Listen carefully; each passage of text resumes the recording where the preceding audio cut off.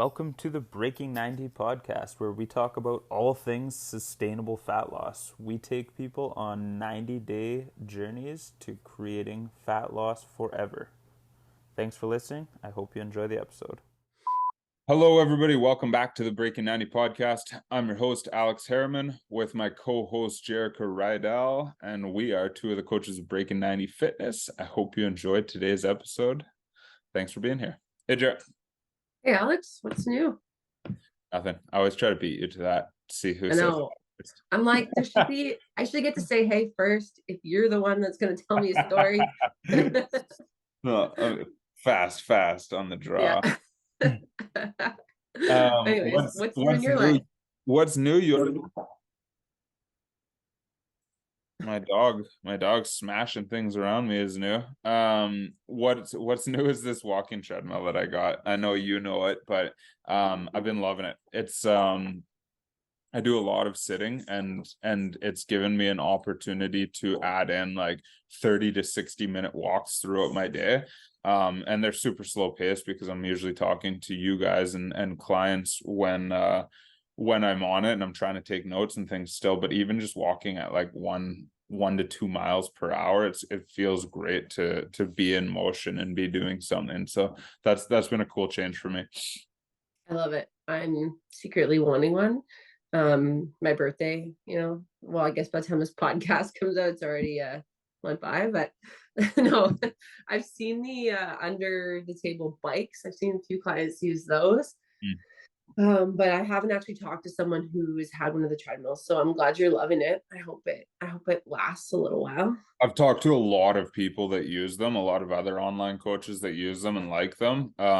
That being said, like one guy I talked to had a $5,000 one, so I was like, yeah. So it's like, okay, he probably have a much different experience than me. Like I spent like 250 on mine. So but so far so good. I think obviously with adding any walking though, we want to just make sure we've got a good pair of supportive shoes so that we don't create some sort of new problem from something that wasn't a part of our life already. Right. And making sure that your stand-up desk is in the right spot, because we don't want that forward lean. Then you've got low back problems and things like that. Or you're just changing your walking ergonomics completely, and now you're getting sore knees and things like that. So it's always worth making sure your setup is good. I do notice like there's certain times it doesn't make sense for me to walk, like right now, obviously. Because if I'm taking a lot of notes or like working on my computer, I catch myself like leaning on the desk as I'm walking and I'm like, oh, this is not right. No, or it's like the Stairmasters when everyone puts like their whole body weight on the Stairmaster and their legs are just going. It's like your legs are getting a fraction of your body weight. On that note, actually, I love seeing people on the treadmill that like put a crazy incline and then hold on to the handles. It's like, yeah. You're not on an incline anymore. Yeah, they're like keeping their body up. Sorry if that's you and you're listening, but try it without the hands. Okay, so this is a topic we've done in the past, but it's worth circling back to. So I want to talk about BAMs, our bare ass minimums. This is something that we cover a lot with our clients. And I think it's such an important lesson, an important reminder. So if you've listened to us talk about this in the past, listen again. This is something we should all check in on regularly. So when you hear BAMs, what does that mean to you, Jay? I might explain this a little different, which is good. So when we're setting goals, and we would have already released a goal setting podcast at this point, so make sure you're listening to that first. So when you're setting your goals, we set what kind of is the ideal situation for, let's say, for the week. I'm hoping to get, like, my goal is 4 workouts. My goal is 3 veggies a day. This is my goal. Now, when we talk about bare ass minimums, this is like, if we had the worst possible week and we aren't able to achieve my ideal situation, we still want to make sure we've set these BAMs so that we're not regressing. They keep us from going into a backwards kind of momentum, right? So maybe my BAM is to hit 2 of my workouts and to still get one of my veggies in. So you have to still want to set the BAMs after you've set the main goal is kind of how I like to look at it. So when I'm sitting with a client, I always say, okay, what's the goal this week? And then I'm like, okay, what are the BAMs? So that if you do have an off week, at least I'm looking for those specific BAMs to be checked off. Yeah, I think we both look at it the same and explain it slightly different. That's Yeah. exactly right. I like to use the continuum thought process. So if you take like a continuum of any topic, so we'll say our water intake, and we say 10 is the best, 10 is your end goal, 10 is where you want to be for water intake eventually. One is like your the worst you've ever been, or as bad as you could think of, basically, and then you place your average somewhere on this board. So you're like, okay, so I'm pretty consistently at like a 5 out of 10 for my water intake. What we do with the BAM is we slowly increase the bottom end. And so rather than trying to fix your average or your best days, we try to fix your worst days, which inherently will just make your average and best days better, because Right. those usually, our average days aren't the ones we have to worry about. Like, people might be a little bit under on water intake or whatever the goal is, but most days they're doing okay. It's the days where they spiral that add up a lot. So if on those worst days you're like, oh, I just have to get in 250 mils to improve my worst days, it's not that overwhelming. It's overwhelming when you're having a terrible day and you're like, how the hell am I going to hit my 3 liters of water today, right? Yeah. So that's cool. That's we're both on the same mindset of what that is either For way. sure. Yeah. So when do you think it's important for somebody to like reflect or reset their BAMs? That's a good question. When the BAMs become like no longer, like when they're too simple or they're too easy or they're too, yeah, too, they just become part of your day to day. They're no longer like that. Oh my God, I still have to get this. So, if that 250 milliliter BAM of water is nothing for you anymore, whereas before 0 was the low end, so now 250 was hard. If 250 becomes super easy, then I'd say, okay, let's go to 400 or 500, or let's double it, or let's go a little bit more. So depending on who you are, that would be a good sign. I think it's worth giving it a good go though. Like, some people are like, after 3 days, Oh wow, yeah. that was easy. Yeah. I have no trouble getting in that 250 on my tough days. It's like, okay, let's give it a week, 2 weeks, 3 weeks, Yeah. and truly let you have a shitty day. Yeah. And see what happens, because those are the days that we want to make sure you're not falling off the wagon. I love where you took that, because you took it the opposite direction I was going to, but you're exactly right. So when the BAMs get too easy, we should BAMs. The idea is to progressively increase the BAMs so that our worst days keep getting better and better and better and better. She's exactly right. Now, what I was thinking of is the opposite. When life throws you a curveball and the BAM becomes really freaking hard to hit, we need to reset. We need to reflect on that. So Right. this is like injury, illness, vacation, schedule change, seasonal change, anything that's completely like changed or upturned your life. That's an opportunity to reflect on your BAMs. It might be that you're not changing them at all. It might be that you're making them harder. Oftentimes though, we have to make them easier to overcome and adapt to that new life change. And that's what a lot of people don't do. They enter a schedule change with the same approach, the same mindset, the same goals that they had when their life was easier, and then they get frustrated because they're no longer able to keep up with the action steps they set for themselves. So that's when I really want you guys looking at my BAMs. Okay, what is the least I could do to keep moving forward, basically?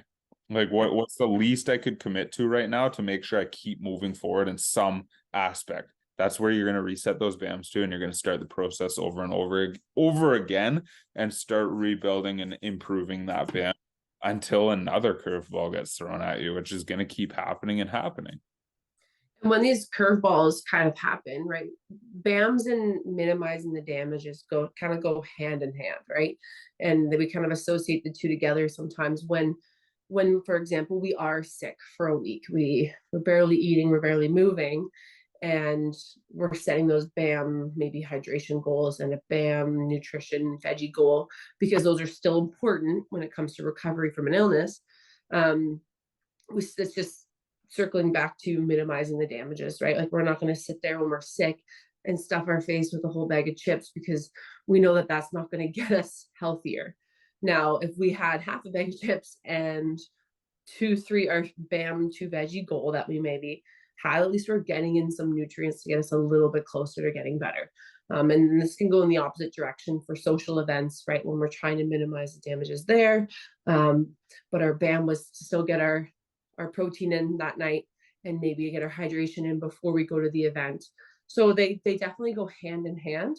But what's important, like you mentioned, when your goals change, and the goals doesn't have to just be an injury, illness, something kind of terrible happening for your goals to change. Like your goals just may change in terms of you have a new fitness goal, or it's January, or you might have moved cities and now you have access to new things. You have new kids. So when your goals change, that's when you need to reevaluate also your BAMs. Good point. Yeah, really good point. Another thing I wanted to add to that is it's worth having a BAM for everything that's important to you. I'm trying to think if this could backfire at all, but I think this sounds right. It's worth having a BAM for everything that's important to you.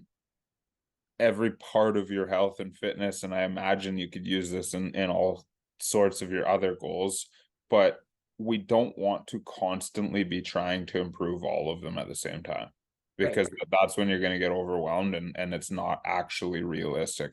So say you've got like a veggie intake BAM, a fruit intake BAM, a protein intake BAM, a water intake BAM, a movement BAM, a sleep BAM. You've got all of these different BAMs that you're like, I'm not going to let myself fall below this. We can't creep them all up at the same time. So I usually tell people pick like 1 to 3 max to work on. And then once you get that thing, so say you're like Jer said earlier, your fruit intake's in a pretty good place. Like just let that BAM sit there and switch gears and focus on something else. Right? We don't need to keep driving it up until our fruit intake is exceptional before we can let it coast there. Let your body and your routine get used to having your fruit intake in a good place before you worry about getting it exceptional, and go focus on like maybe your sleep, the next most pressing issue that you know is going to have the biggest impact. Start focusing on that instead. Yeah, and that goes with anything, right? We always talk about, not setting too many goals or not having too many things running at the same time. And just because you have this list of so many BAMs that you don't want to fall too far back, yeah, make them easy. Like if you have 7 or 8, but make some of them really easy. Like sleeping 5 hours a night for most people, hopefully, is really easy. And I'm not going to let that fall under, or 6 hours. But then, like you mentioned, come back and tackle it to try to get it to 6 until that becomes really easy. But have them on rotation. I wouldn't say more than 3 either. 3 is like probably more than enough to focus Yeah. on each day, and then give it some serious time. Like our program thing, everything we talk about, we always say like 90 days. Like give it some time to for you to experience in a bunch of different situations to make sure that it's set in stone, before you kind of tackle other ones. So yeah, around that 2-3 month period before you're like, okay, maybe I will switch gears. This is starting to feel easy. These ones can coast. It's the same as following a program and plan. That's the reason that we use a 90-day program for most of our bases, because I think you need about 90 days to give an honest opinion and judgment of something. You shouldn't be changing your programs, your routines, your nutrition. Like if you can't stick to it for 90 days, it's not realistic. It's Right. You've probably chosen something that's too hard. And you won't be able to give it an honest attempt in a shorter period of time. So let me ask you this. What is the approach if you miss a BAM, if you fail on a BAM for that matter? You set a 5 hour sleep goal and you get 2 hours. What's next? You're saying like I get 2 hours, like a one-off? Yeah. Well, then you can ask yourself if it's a one-off, then I would leave your BAM where it is, and keep trying to keep it the same. But if it's consistently happening where I'm under, well, this circles back to kind of what we talked more at the beginning about. Well, it's time to reevaluate because clearly we've set them too high. Agreed. That's exactly what I wanted to say is if you miss this one time, like we're not going to punish ourselves. We're not gonna be like, I'm useless. I can't hit my BAM.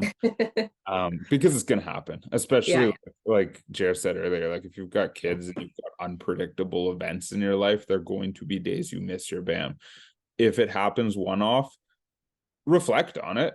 Why did I miss this? What could I do to help yeah, minimize this in the future? But don't stress about it. Like just right back on track. We don't punish ourselves. We never ever punish ourselves for missing a goal. We just get back on track because this creates the vicious cycle of, oh, I binged on the weekend. I need to starve myself Monday, Tuesday.